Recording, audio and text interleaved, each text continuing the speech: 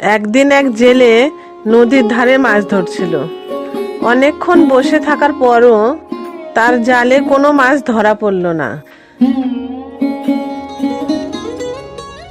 হঠাৎ সে দেখলো নদীর মাঝখানে একটি কুমির আটকে গেছে একটি পুরনো জালের মধ্যে। কুমিরটি কাতর কণ্ঠে বলল, হে জেলে ভাই, দয়া করে আমাকে জাল থেকে মুক্ত করো। আমি প্রতিশ্রুতি দিচ্ছি তোমার কোনো ক্ষতি করব না। জেলে একটু চিন্তা করলো, তারপর বলল, ঠিক আছে, আমি তোমায় মুক্ত করব, কিন্তু তুমি কথা দাও যে আমায় খাবে না। কুমির প্রতিজ্ঞা করলো, না, আমি তোমায় খেয়ে ফেলবো না, বরং তোমার উপকারের জন্য আমি কৃতজ্ঞ থাকব।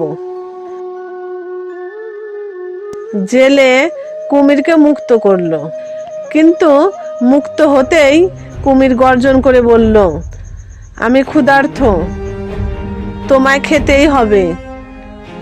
জেলে অবাক হয়ে বলল,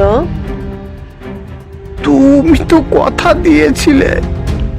কুমির হেসে বলল, জঙ্গলের নিয়ম, কথা নয়, ক্ষুধা বড়। তখন জেলে বলল, তুমি যদি সত্যি ন্যায় বিচার করতে চাও, তাহলে চলো তিনজন বিচারককে জিজ্ঞেস করি। তারা যদি বলে তোমার কাজ সঠিক, তাহলে আমি নিজের থেকেই এই জীবন দিয়ে দেব।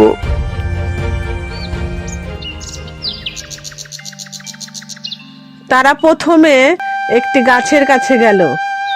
গাছ বলল, মানুষ সব সময় আমায় কেটে ফেলেছে, আমি কুমিরের পক্ষই নেই।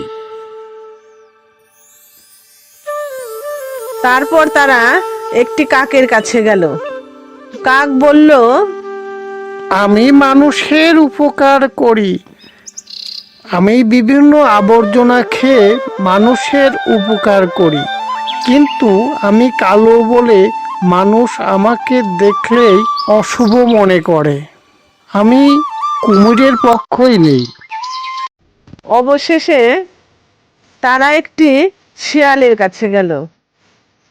শিয়াল সব শুনে বলল, আমি কিছু বুঝিনি, তুমি কিভাবে কুমিরকে মুক্ত করেছিলে দেখাও তো।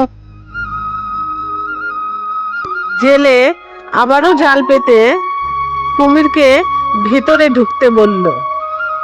কুমির জালে ঢুকতেই শিয়াল বলল, দেখেছো, এখন এটি তোমার ন্যায় বিচার।